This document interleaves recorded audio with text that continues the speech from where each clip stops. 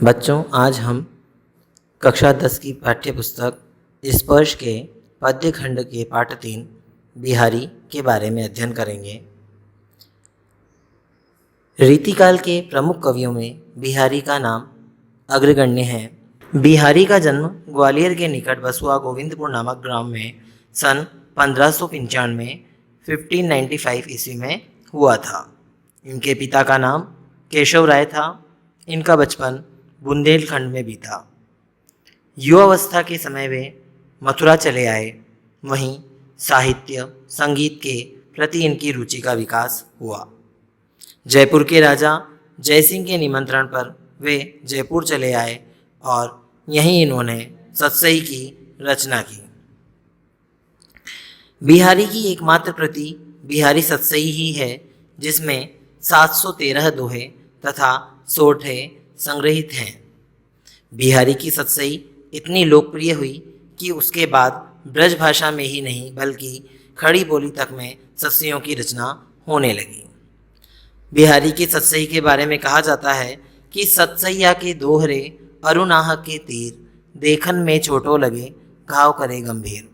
अर्थात सतसई के दोहे और शिकारी के तीर देखने में छोटे लगते हैं, परंतु जब वे चुभते हैं तो उनका गंभीर घाव हो जाता है।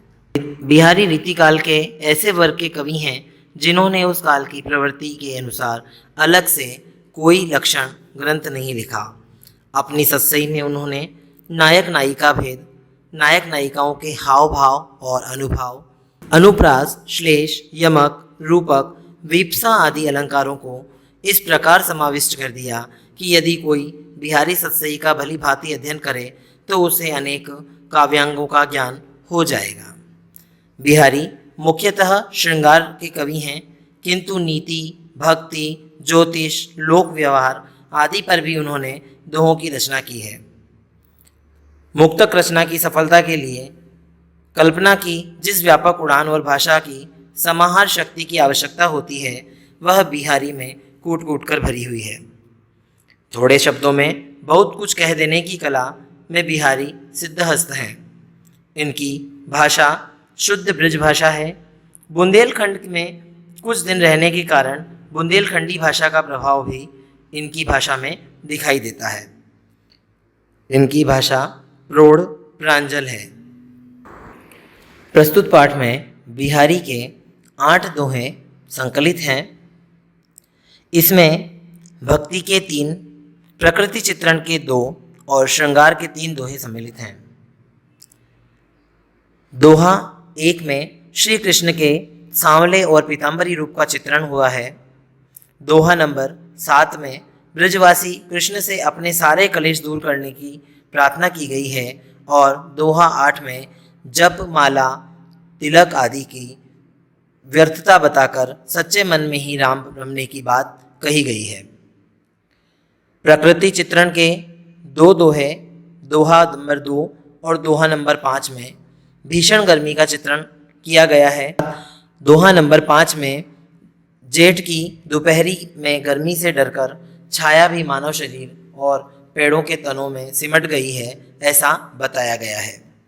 श्रृंगार के दोहों में प्रियतम श्री कृष्ण से बात करने की लालची नायिका गोपी का मुरली छिपा देना, जो कि दोहा नंबर 3 में बताया गया है, और भरे घर में आंखों ही आंखों में प्रेम वार्ता करना, दोहा नंबर 4, और प्रेमी हृदयों में आपसी सामंजस्य किस प्रकार बैठता है उसका सुंदर चित्रण दोहा नंबर 6 में किया गया है। दोहा नंबर 1 है, सोहत ओढ़े पीठ पटु श्याम सलोने गात, मनो नीलमणि शैल पर आतप पर्यो प्रभात। श्री कृष्ण के रूप सौंदर्य का वर्णन करते हुए कवि कहते हैं कि सांवले शरीर पर, श्री कृष्ण के सांवले शरीर पर पीतांबर धारण किए हुए हैं। उन्होंने पीले वस्त्र धारण किए हुए हैं। ऐसी अवस्था में श्री कृष्ण ऐसे सुंदर लगते हैं मानो नीली मणियों के पर्वत पर सूर्य की किरणें आ पड़ी हों। प्रस्तुत दोहे में श्री कृष्ण के रूप लावण्य का सचित्र चित्रण किया गया है। श्री कृष्ण पर श्री कृष्ण के नीले शरीर पर पीले परिधान की सुंदरता का हृदयग्राही वर्णन किया गया है। बताया गया है कि जब श्री कृष्ण पीले वस्त्र धारण करते हैं तो ऐसा लगता है मानो नीले मणियों के पर्वत पर सूर्य की किरणें पड़ रही हो। दोहा 2। कहला ने एकत बसत अहि मयूर मृगबाग, जगतु तपोवन सो कियो दीरघ दाग निधाग। प्रस्तुत दोहे के अंदर बिहारी जी प्रचंड गर्मी का वर्णन करते हुए कहते हैं कि सांप, मोर, हिरन और व्याघ्र एक दूसरे के शत्रु हैं।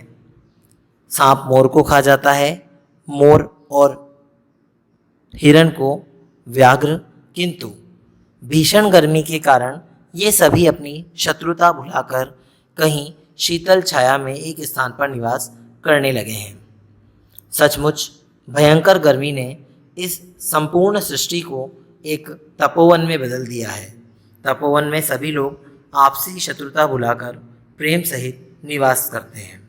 उसी प्रकार इस गर्मी में सभी अपनी शत्रुता भुलाकर एक साथ निवास कर रहे हैं। प्रस्तुत दोहे में गर्मी से आकुल व्याकुल जनजीवन का चित्रण किया गया है। अगला दोहा है, बतरस लालच लाल की मुरली धरी लुकाई, सोह करे भोहनु हसे देन कहे नटी जाए। प्रस्तुत दोहे में गोपी अपने प्रियतम श्री कृष्ण के साथ बातचीत करने का आनंद लेना चाहती है, लेकिन श्री कृष्ण बार बार अपनी बंसी को बजाते रहते हैं। इसी कारण वह कृष्ण की बंसी को कहीं छुपा देती है। कृष्ण उससे अपनी बंशी मांगते हैं और उससे पूछते हैं कि क्या उसने बंसी को छुपाया है। गोपी शपथ खाती है, कसम खाती है कि उसने बांसुरी को नहीं छिपाया। यह कहते कहते वह भौहों द्वारा हंसती है। यह देखकर श्री कृष्ण को निश्चय हो जाता है कि बांसुरी अवश्य गोपी ने ही छिपाई है। कृष्ण जब उससे बांसुरी मांगते हैं तो वह साफ इनकार कर देती है। प्रस्तुत दोहे में नायक श्री कृष्ण और नायिका के हाव भावों का बड़ा सुंदर वर्णन किया गया है। बिहारी के दोहों की गागर में सागर उक्ति का उत्कृष्ट चित्रण हुआ है। अगला दोहा है, कहत नटत रीझत खिजत मिलत खिलत लजियात, भरे भवन में करत हैं नैनन ही सो बात। कहत नटत रीझत खिजत मिलत खिलत लजियात, भरे भवन में करत हैं नैनन ही सो बात। प्रस्तुत दोहे में आंखों ही आंखों में प्रेमी युगल की प्रेम कथा का वर्णन किया गया है। नायक नायिका परिवार के सदस्यों के साथ घर में बैठे हैं। इसी बीच नायक आंखों के माध्यम से कुछ कहता है, नायिका मना कर देती है।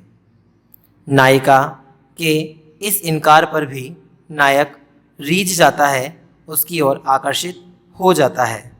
तो नायिका इस बात पर बनावटी गुस्सा प्रकट करने लगती है। दोनों के नेत्र मिल जाते हैं और नायिका के चेहरे पर खिलखिलाहट कौंध जाती है। उसकी इस नैन वार्ता को कोई नहीं देख रहा है। उन दोनों की इस नैन वार्ता को कोई भी नहीं देख रहा है। उसे इस बात से लज्जा आ जाती है। इस प्रकार भरे परिवार के बीच दोनों आंखों ही आंखों में एक दूसरे से वार्ता या बातचीत कर रहे हैं। इस दोहे में प्रेमी युगल के बीच मौन भाषा की बातचीत का सुंदर चित्रण किया गया है। प्रेम की भाषा मौन भाषा होती है, जो आंखों के द्वारा स्पष्ट की जा सकती है, समझी जा सकती है। बिहारी के बाकी 4 दोहों का अध्ययन हम अगले वीडियो में करेंगे।